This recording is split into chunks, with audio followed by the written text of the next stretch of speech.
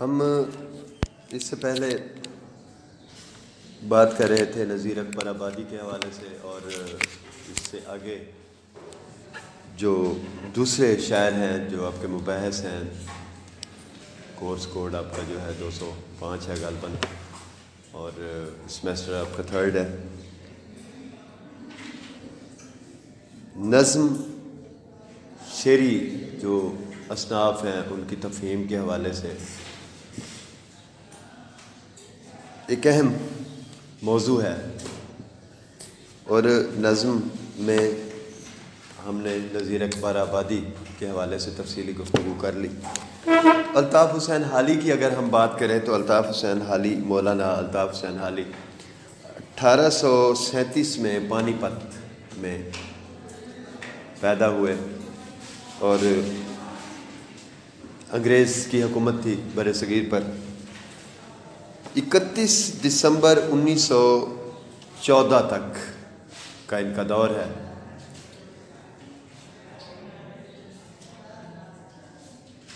حالی نے ہجرت کی مولانا محمد حسین آزاد کے ساتھ۔ مولانا محمد حسین آزاد کے نام، والد کا نام جو ہے مولوی محمد باقر تھا، اور مولوی باقر جو ہے سرگرم کارکن تھے تحریک آزادی کے، اور انہوں نے مسلمانوں کو جوش دلایا انگریز کے خلاف آزادی کے حق میں، اور اس کی پاداش میں سزا کے طور پر انگریز نے انہیں قید کر دیا دلی میں، اور انہیں گولی کی سزا سنائی کہ انہیں گولی مار دی جائے۔ اب اس صورتحال میں مولانا محمد حسین آزاد بہت پریشان رہے، تو ان کی ملاقات ان کے والد سے کروائی گئی گولی لگنے سے پہلے، سزا ہونے سے پہلے جیل میں ملاقات ہوئی، اور اس کے بعد انہوں نے دیکھا کہ جہاں والد کو یہ سزا مل گئی ہے تو یہاں میرا رہنا بھی مشکل ہے، تو انہوں نے مولانا الطاف حسین حالی کے ساتھ ہجرت کی، لاہور آ گئے۔ لاہور آنے کے بعد مولانا الطاف حسین حالی جو ہے ٹرانسلیشن کے طور پر، مترجم کے طور پر Punjab text book board depot Lahore میں ملازم ہوئے، اور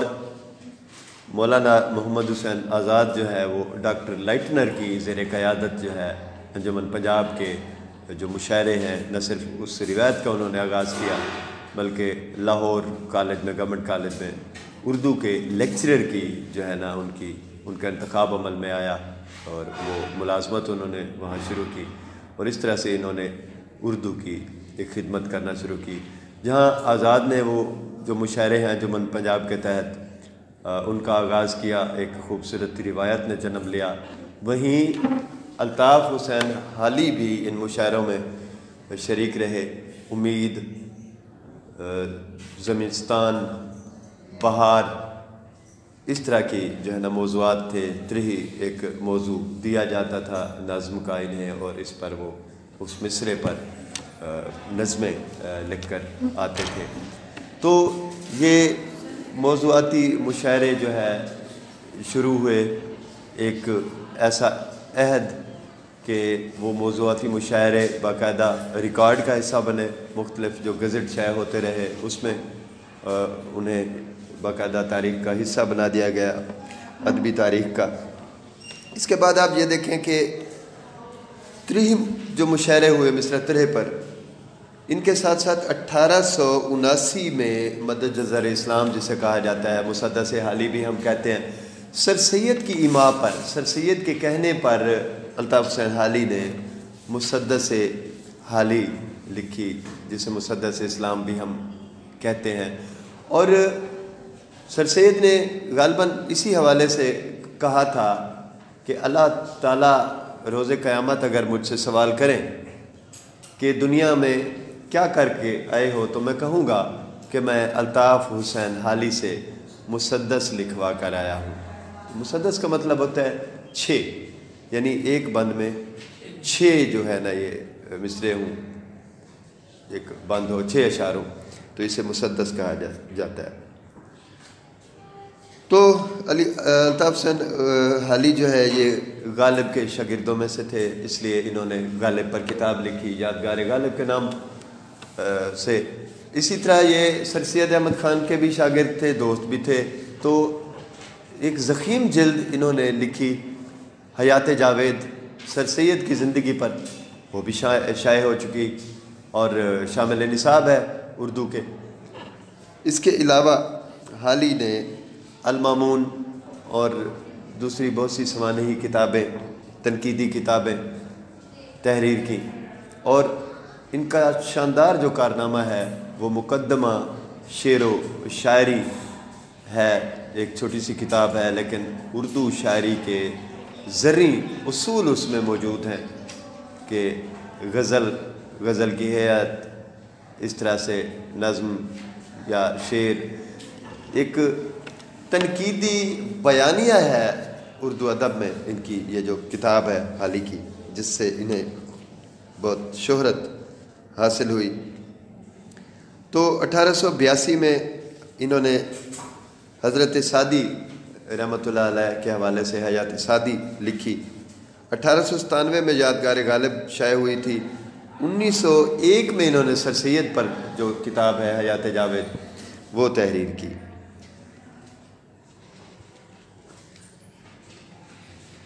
ہندو مسلم فسادات 1898 سے پہلے تک تو حالات بہتر تھے، پھر 1898 کے بعد حالات خراب ہوتے چلے گئے، جہاں سر سید احمد خان نے کہا کہ ابتدائی جو ایک نظریہ ہے دو قوموں کے حوالے سے، تو سر سید احمد خان نے کہا کہ مسلمان اور ہندو اکٹھے نہیں رہ سکتے، اور یہی ایک بیس تھی جس پر علامہ اقبال نے بعد میں کہا خطبہ الہ آباد میں کہ مجھے شمال مغربی سرحدی صوبہ سندھ، سرحد بلوچستان، پنجاب، ان کو اگر ملا کے ایک فیڈریشن بنائی جائے، ایک الگ ملک قائم کیا جائے، تو یہی مسلمانوں کا مستقبل کے مسلمانوں کا مقدر نظر آتا ہے۔ تو یہ خطبہ الہ آباد تھا جو انہوں نے بعد میں دیا،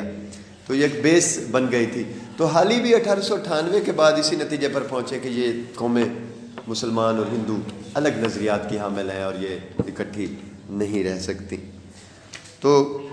اس حوالے سے کچھ اشعار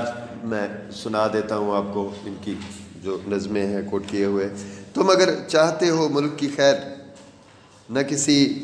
ہم وطن کو سمجھو غیر، ہو مسلمان اس میں یا ہندو،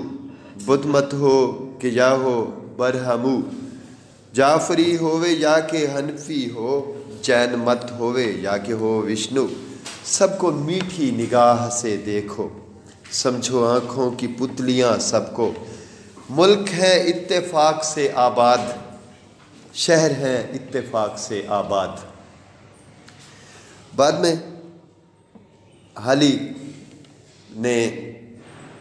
مزید جو شاعری کی اس میں بھی قوم کا درد ہے، ملت کا دکھ موجود ہے کہ یہ نا اتفاقی کیوں ہے اس قوم میں، تو وہ متحد دیکھنا چاہتے ہیں اس قوم کو۔ اس کے علاوہ انہوں نے ان کے جو آباء ہیں ان کی زندگی، ان کا ماضی، وہ انہیں دکھایا اور تحریک دی کہ یہ محنت کریں اور یونائٹ ہو جائیں، اتفاق سے رہیں اور آزادی حاصل کرنے کے لیے تگ و دو کریں۔ حالی نے جو کوششیں کی مسدس اسلام لکھ کر، علامہ اقبال نے جو شکوہ جواب شکوہ لکھی اور ان کے جو افکار ہیں وہ بھی حالی سے کہیں کہیں ملتے جلتے ہیں۔ تو اردو شاعری کی جو روایت ہے اگر ہم اس پر نظر کریں تو جتنے بھی شعراء ہیں ایک توازن اور ایک تسلسل نظر آتا ہے، سبھی کا جو ایک فکری نظریہ ہے یا ایک بنت ہے فکری حوالے سے، شعوری حوالے سے، وہ تہ در تہ معنی خیز ہے اور آگے بڑھتی چلی جاتی ہے۔ ایسے لکھتے ہیں کہ نہ قوموں میں عزت، نہ جلسوں میں وقت، نہ اپنوں سے الفت، نہ غیروں سے ملت، مزاجوں میں سستی، دماغوں میں نخوت، خیالوں میں پستی، کمالوں سے نفرت، عداوت نہاں دوستی آشکارا، غرض کی تواضع غرض کی مدارا، بنے قوم کھانے کمانے کے قابل، یہ اور باندھ ہے، بنے قوم کھانے کمانے کے قابل، زمانے میں ہو منہ دکھانے کے قابل، تمدن کے مجلس میں آنے کے قابل، خطاب آدمیت کا پانے کے قابل، سمجھنے لگیں اپنے سب نیک و بد وہ، لگیں کرنے خود آپ اپنی مدد وہ۔ ایسے ہی وہ ایک اور بند میں کہتے ہیں کہ یہ مسدس کے جو کچھ حوالے ہیں، بند ہیں، وہ میں آپ کو سنا رہا ہوں۔ اے خاصہ خاصان رسول وقت دعا ہے، امت پہ تیری آ کے عجب وقت پڑا ہے، جو دین بڑی شان سے نکلا تھا وطن سے، پردیس میں وہ آج غریب الغربا ہے۔ تو یہ الطاف حسین حالی کے حوالے سے گفتگو تھی، تعارف ہو گیا، ان کے کام کا آپ کو پتہ چلا، ان کی سوچ کا آپ کو اندازہ ہوا، اس کے جو یار تھے جس عہد میں وہ زندہ تھے، غالب ہے، غالب بھی ان کے اساتذہ میں تھے، سر سید ہیں، ذکا اللہ ہیں، شبلی نعمانی ہیں، سر سید احمد خان ہیں۔ تو عمومی طور پر آپ جنہیں عناصر خمسہ کہا کرتے ہیں اردو ادب میں، علی گڑھ تحریک کو اگر آپ مطالعہ کریں تو ان کے ساتھ یہ بھی بین بین موجود ہیں الطاف حسین حالی، جنہوں نے اردو ادب کی بہت بڑی خدمت کی، تنقید لکھی، سمانے لکھی، شخصیات پر کتابیں تحریر کی، حق ادا کیا ان لوگوں کا کہ جو ان کے ساتھ موجود تھے، ان کے اساتذہ تھے، ان کے دوست سے تھے، ان کی زندگیوں کو، ان کے کارناموں کو، ان کے کام کو، ادبی کام کو انہوں نے محفوظ کر دیا۔ یہ بہت بڑا کارنامہ ہے۔ پھر ملک و ملت کو ایک نئی راہ دکھائی، اور وہ فرسودہ مضامین جو غزل میں پڑے تھے، اور غزل کا چلن عام تھا، روایت ایک چل رہی تھی غزل کی، اس سے ہٹ کر انہوں نے نظم کو فروغ دیا۔ یہ بہت بڑا کارنامہ ہے ان کا۔ جہاں موضوعاتی مشاعروں کا آغاز ہوا لاہور میں انجمن پنجاب کے زیر تعین، وہیں انہوں نے یہ محنت کی کہ اردو شاعری میں موضوعاتی طور پر نظم کا فروغ ان کا مرہون منت ہے۔ نظم کو انہوں نے رواج دیا، پہلے سے بہتر طور پر پابند نظم لکھی جانے لگی۔ پہلے لکھی جاتی تھی گو کہ مثنویاں تھیں، نظمیں تھیں، سودا ہیں، محمد رفیع سودا، ابراہیم ذوق، ان کے قصائد تھے، سودا کے شہر آشوب تھے۔ اور شہر آشوب آپ کو پتہ ہونا چاہیے کہ کسی شہر کی بربادی پر کوئی نظم لکھی جاتی ہے تو اسے شہر آشوب کہا جاتا ہے۔ کسی شہر کے اجڑنے کا حال، تباہی کا حال اس میں بیان کیا جاتا ہے، تو سودا کے شہر آشوب مشہور ہیں۔ لیکن نظم کو نئے موضوعات کے ساتھ فروغ دینا یہ ایک اہم کام تھا،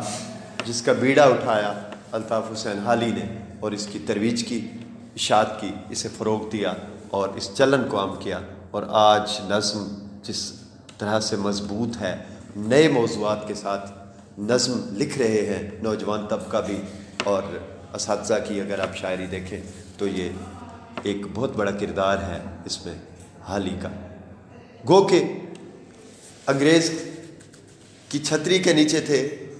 حالی ہوں، آزاد ہوں، حالات ایسے تھے، لیکن انہوں نے کام ضرور کیا، اور وہ کام کیا جو آج ہمارے کام آ رہا ہے۔ تو امید ہے کہ آپ اس حوالے سے مزید مطالعہ کریں گے۔ پابند نظم کے حوالے سے آپ کو میں نے اسائنمنٹ کا کہا ہے، آپ یہ دیکھ لیجئے گا کہ اس کی پابند نظم کی ہیئت کیا ہے، اقسام کیا ہیں، اور ہیئت میں کون کون سے نمونے موجود ہیں پابند نظم کے۔ تو یہ آپ انشاءاللہ اس پہ کام کریں گے اور اسائنمنٹ مکمل کریں گے تو باقی مزید گفتگو ہوگی آپ سے اس حوالے سے۔ تو